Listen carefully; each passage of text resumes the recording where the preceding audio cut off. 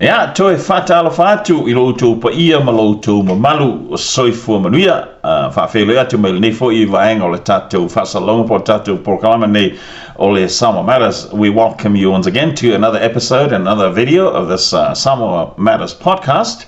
And I hope you would share, subscribe, and like this video. O le tātou mataupu I le vitiole nei. O le atala no inai le upu wa Samoa. Pe o le tuina atu I le urutala. O le upu le, o le Samoa, veape, ma le asamonga o se nauna. E whai a fwoi statele, o te manatu o whaangaina pe e tātou tangata I Samoa.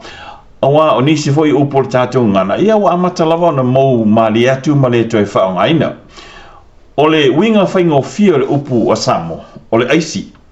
Ai, o se tuainga aisi e ese mai le aisi tātele. O le Samoa. O le eisi lea o ni mea mata, po o mea ai mata e pei o talo, whai uwhi ma isi mea mata whapena. E pei lao na iei le lomi whewhiloia George Pratt o le ngangana Samoa. O lo tusi e whapea o le Samoa, verb, and a Samoa noun, is to bag uncooked food. Again, like taros, bananas, yams, etc. from another family or individual. O le taimi la ma le tūlanga e whao ngā ai le upule nei. O le taimi le walo I se tangata eisi.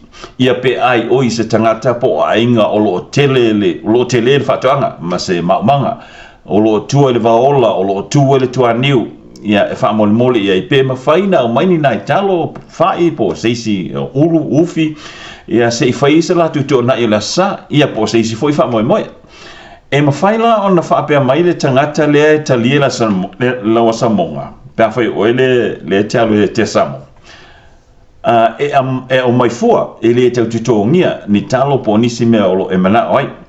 Ai e iei fwoi taimi e te alu e whaisau sinau ngā luenga. I le maumanga pe whaise lafo, ia pe tutoni nai te pula e whaopo I se lafo. Ia ai au maisau atu talo.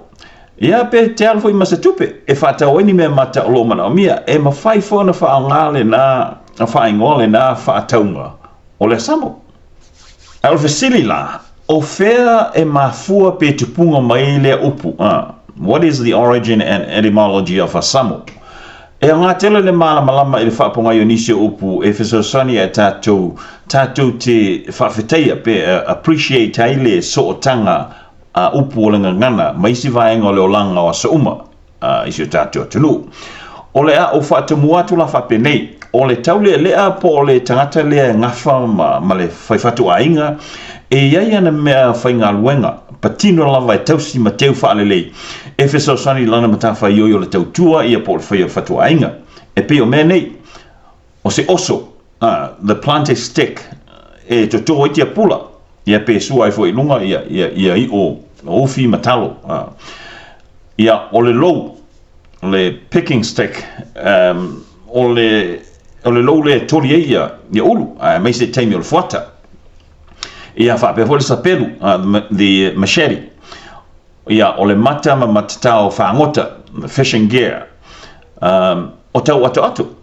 Pea ato, baskets for carrying food and other things from the plantation. Ia ma le amo loa, o le amo, o le la au lea e whaonga e tau ave pe tau amo I se venga, e tele ina whai mai se la au. The amo is a carrying pole, often made from wood, used to carry suspended loads of produce and other things from the plantation. There are basically two types of amo, poles. They can be temporary or short-term. O amo ia ua whaongaina mōna o sina tempupu, e tā whaonga ia matia I le te wina. And then there are those amo that are made to be kept and reused over many weeks and months, sometimes years. E iei le amo whaapitoa a le tau le ele a tā mateu, ia pe sile le umpo le mukuka e toi whaonga I ni vaiaso, masina, ia po tau sanga foi. Ai maisala e se tau le ai tō anga, ma tā lia ma manga whangafa, ma whaama popo mea. O I tu ai ngā amo nei e tā ma fisi le lei I ona whauamo. O whauamo o lave ia lua I tūta e tasi o le amo, e tā o fia ise e venga po o ato mai le se ese mapau I lalo. Whauamo are the hooks at one at each end of the pole to keep the baskets and loads from sliding off the pole. O le upula a samo e po ngai mai I le amo o se whaapupu po le Elysian I le whaperetania o le whaupunga lea asa le amo po le asa lele le amo. O le upu asa po le asa lele o lona winga o le matua le ai lava se mea. Asa and or asa lele means nothing or to be utterly without. E asa pe asa lele le whaiva. It means a fishing outing did not catch any fish at all. Manatua lisi upamasani e asa le whaiva ai le asa le masalo. O lea la a asa le amo. Lona winga ua matua le ai lava se mea o I le amo. Le aini mea mate o maua e amo I le amo.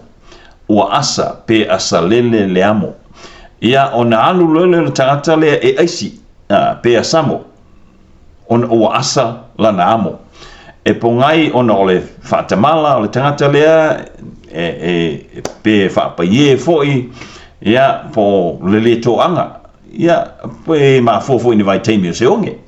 A samo therefore means the yamo or pole, the carrying pole, is bare and empty. It means there's nothing to carry like taros, bananas, yams, etc. Maybe from laziness or during a time of famine. And when the amo is bare and empty or without, the owner goes begging or asamo for produce. Asamo or asamonga, begging, can be a stigma or smirch. O le asamo e mawhai o na vea o se ngao ia po se ila. Ia o se le sona whaalengangana le na, ai se avatu se le sona whaaleanganga. Whaalengangana ma whaaleanganga. Talwai o lea o te tala noina upu au tuia o le amo ma le aisi. E mawhai o na mau I tustu singapaia. First, a quick note on the word aisi. It has two pronunciations. Aisi with a short A signals singular, numeratasi. And aisi with a long A signals plural, numerateli. Ia pore perulale, ne whaonga tātou Samoa. E mawhaila o na tātou whaapeane, a o le teimi wa asai la tātou wamo, la tātou wamo whaaleanganga. Wa le isi si tātou te tapa pe tua iai. Wa le ifo se whaamoe moe. We have gone without wa asa le amo. Ia e mawhai o na tātou o e asamo, pe aisi. Oi tātou te asamo iai, oi tātou te suri whai ma aisi iai, ma aisi iai, o le whaola. O Yesu Keriso. Awa, whamaira mā teio es fultasi whupaturs furu. E avengo fiela namo. His yoke is easy. A whai fo I tātou te mamatamuri, embarrassed or ashamed, I lo tātou aisi. Ia awa.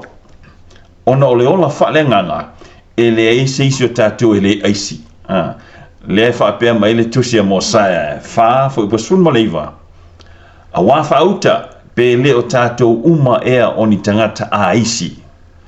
Are we not all beggars? Ioe, a wā tātou te a isi umalawa I le lofa tū no Keriso.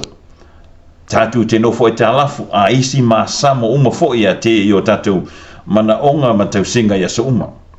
So il whaleanganga, I se whaupunga whaingofie, a asala tātou wamo, le amo whaleanganga.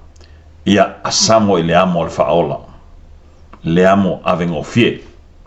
Ia, samo ai, e pei lava o na whailo atu pea I le pokalama ne o Samoa Matters. O te tuina atu lava ni o manatu e whaavai I lungo ni o suenga mai loilonga lo lotu patino. I le ngangana, anga nuu, ia manisum taupu. Ao ngā, ia whao ngā. E au, nei ia matatu uma.